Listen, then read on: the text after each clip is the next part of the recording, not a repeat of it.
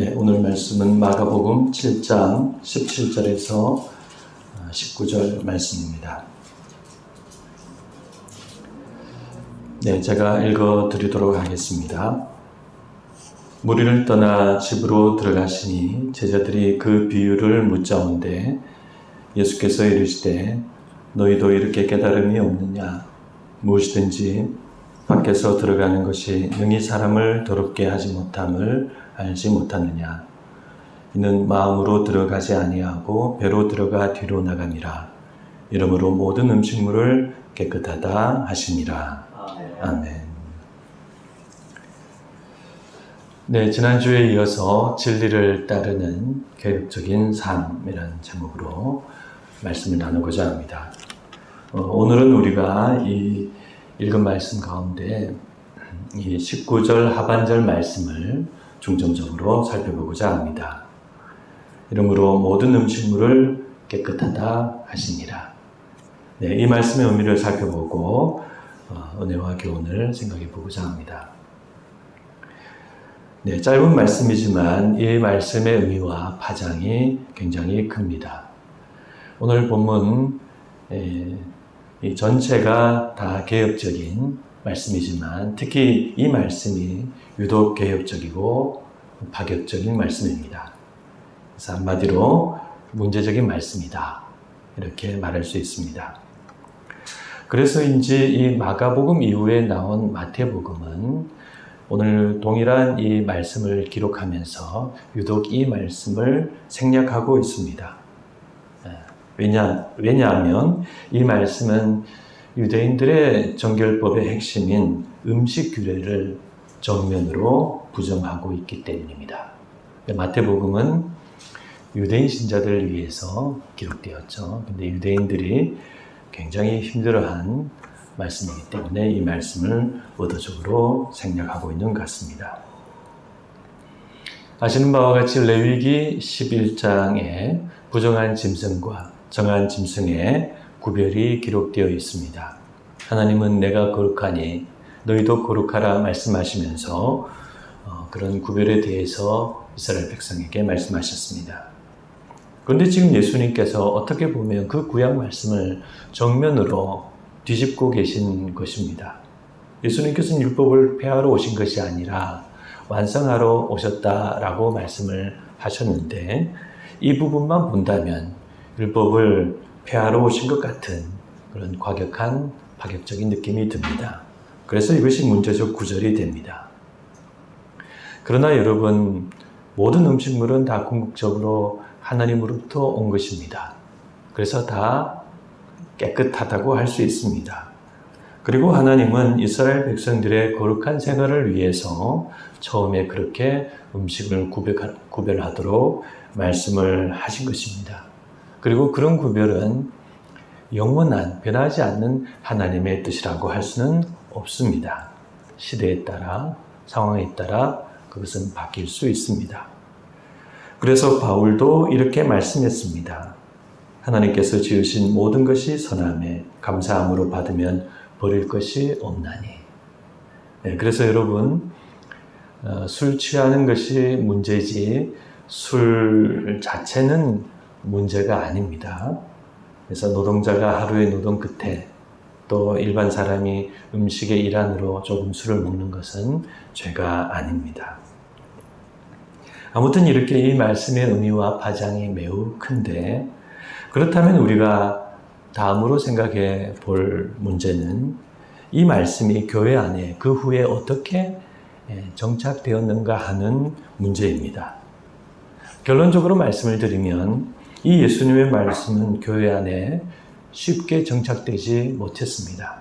그러다가 우리가 사도행전을 보면 AD 49년경에 열린 예루살렘 회의에서 비로소 음식에 대해 정한 것과 부정한 것의 구별을 폐지하게 됩니다. 처음에 유대인들이 예수님을 믿을 때 이 문제는 큰 문제가 아니었습니다. 그러나 바울이 이방인에게 복음을 전하고 교회 안에 많은 이방인 신자들이 증가하면서 점점 이 문제는 큰 문제가 되었던 것입니다. 그래서 바울이 베드로가 이방인과 식사를 하다가 황급히 자리를 뜬 일을 비난하게 되죠. 그리고 그 사건, 그리고 베드로가 기도하다가 환상을 보면서 하늘에서 보자기가 내려오고 거기에 각종 생물이 담긴 그것을 보고 하늘의 음성을 듣는 그 사건, 그리고 베드로가 그 환상 이후에 백부장 고넬료에게 복음을 전한 사건, 그리고 또 어떤 이들이 안디옥 교회에 와서 이방인 신자들도 할례를 받아야 구원을 받을 수 있다라고 말한 사건들, 이런 사건과 문제들이 계속 생겨서 결국 사도들과 교회 대표들이 AD 49년경 예루살렘 회의를 개최하게 되고, 그리하여 마침내 성령님의 인도하심 가운데 이런 음식 규례를 비롯한 각종 율법의 제반 준수 의무가 폐지되게 되었던 것입니다. 그런데 우리가 이런 역사적 과정을 보면 한 가지 의문이 들 수 있습니다. 왜 예수님께서 분명하게 말씀하신 내용이 왜 이렇게 교회 안에 정착되는데 이런 오랜 시간 논쟁과 논란이 있었느냐 하는 사실입니다. 예수님께서 분명히 말씀하지 않았다면 모르겠는데 예수님께서 모든 음식물은 다 깨끗하다 말씀을 하셨는데 왜 교회와 사도와 유대인 신자들은 계속 음식을 구별하고 가리고 또 그것에 따라 이방인들을 차별하고 그러다가 논쟁 끝에 겨우 그렇게 철폐하게 되었느냐 하는 것입니다. 그런데 그것이 현실입니다. 새로운 개혁이라는 것은 쉽게 이루어지기 어렵기 때문입니다. 그래서 여러분 잘 아시는 것처럼 무엇을 개혁한다는 것은 어려운 일입니다. 오랜 관행과 습관과 전통을 그렇게 하루아침에 바꾸는 것은 참 어려운 일이죠. 그러나 우리는 기본적으로 이 개혁이라는 것은 예수님의 삶의 특성이라는 것을 우리가 잘 알아야 합니다. 우리는 대개 그분이 이 세상을 구원하러 우리에게 오신 분이다라고 알고 있죠. 그러나 예수님의 그와 같은 구원은 바로 이와 같은 개혁 속에서 이루어지는 역사입니다. 개혁 없이 구원은 없습니다. 개인도 개혁이 되고 그 삶이 바뀌어야 구원을 받을 수가 있고 교회도 개혁이 되어야 구원의 공동체가 되고 하나님의 나라가 임할 수 있습니다. 회개하라라는 예수님의 말씀도 다르게 생각하면 그것은 바로 개혁하라는 말씀과 동일한 의미입니다. 그러므로 우리 그리스도인들은 이 개혁이라는 말에 대해서 매우 편하게, 친숙하게 여겨야 합니다. 그래서 그것은 다른 누구의 언어이기 이전에 바로 우리들의 언어인, 우리 믿음의 언어가 바로 개혁입니다.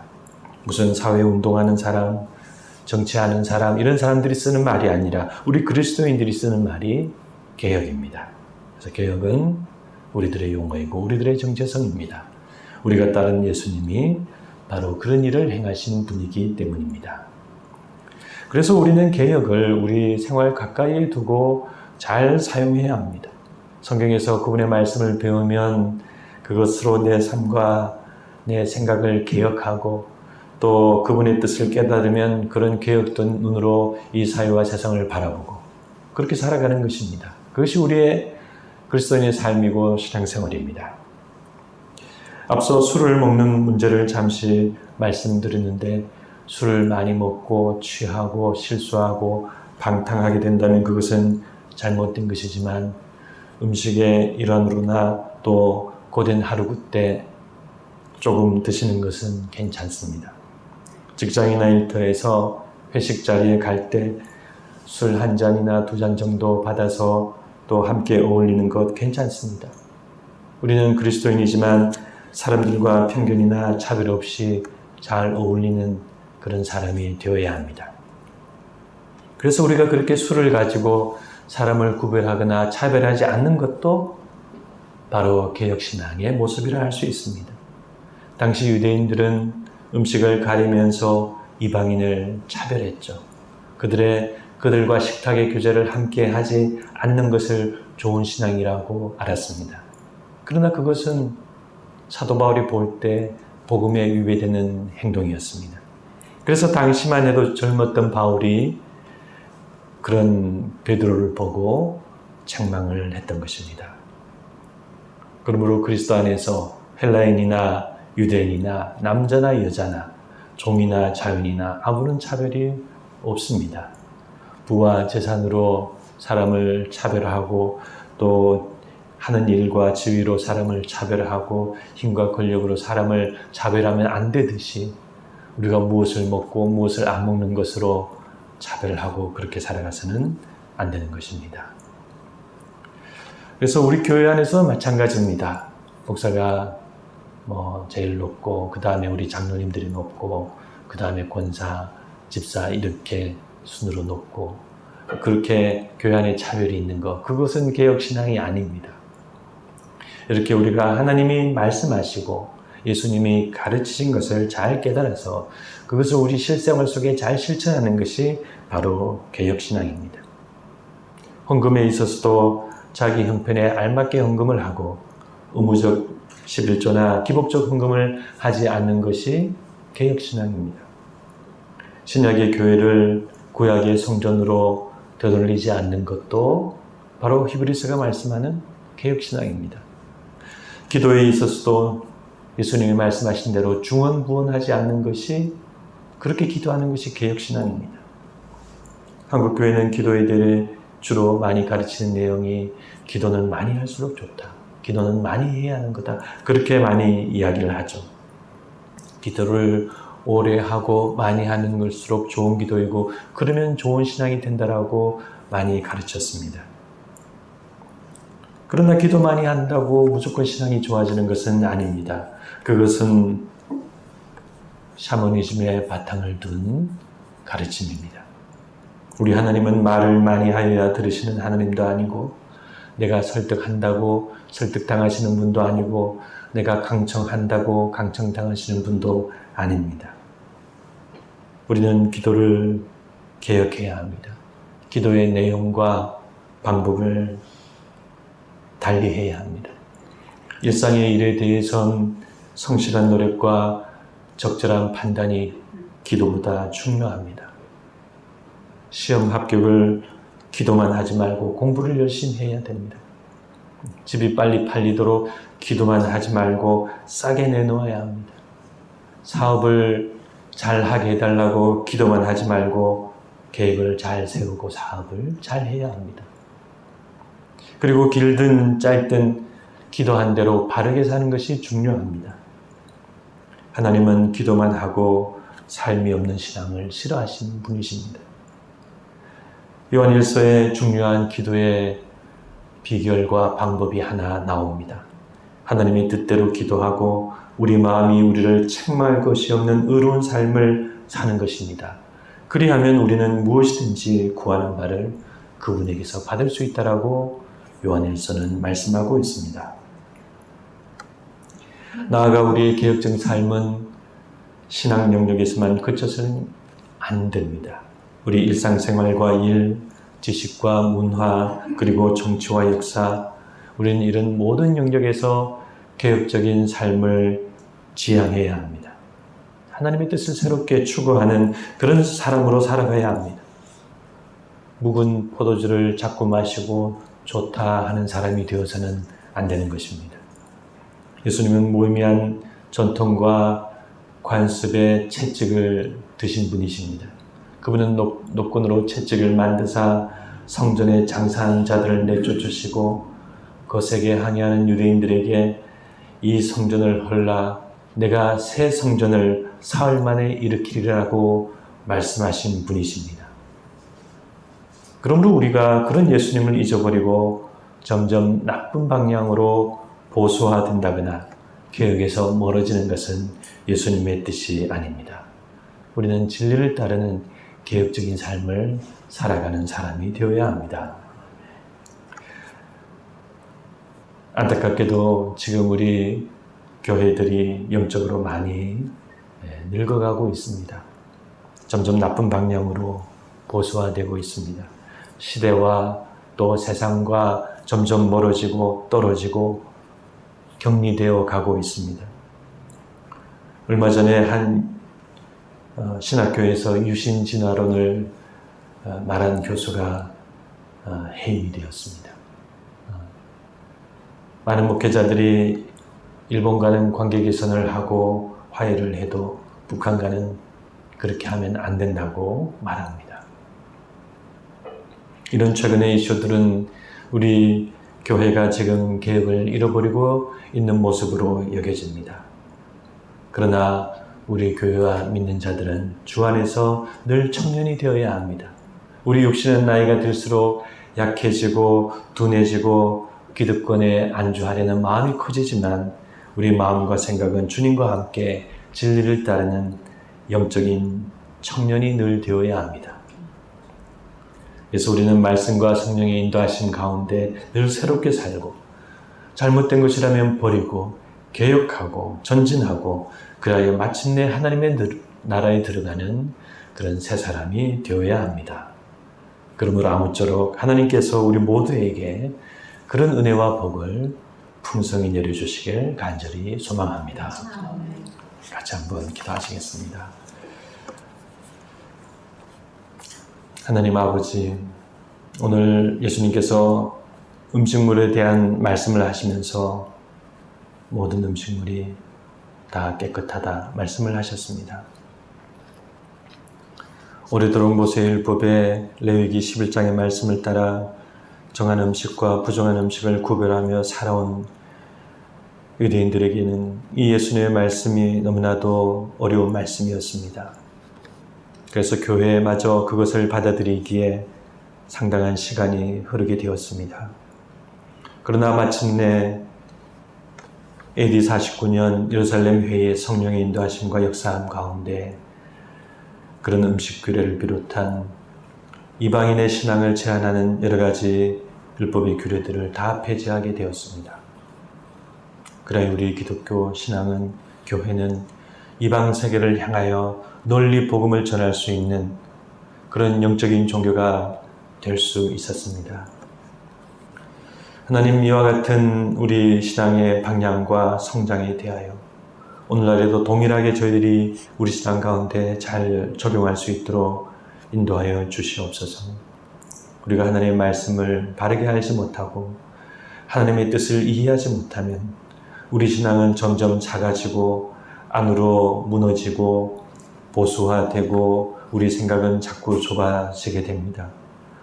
그러나 우리가 기도하고 하나님의 말씀을 바로 알고 세상을 향해 우리의 팔을 벌리고 하나님의 사랑으로 품을 때 우리는 점점 하나님 원하시는 대로 개혁적이고 넓고 밝은 그런 신앙으로 나아갈 줄 믿습니다.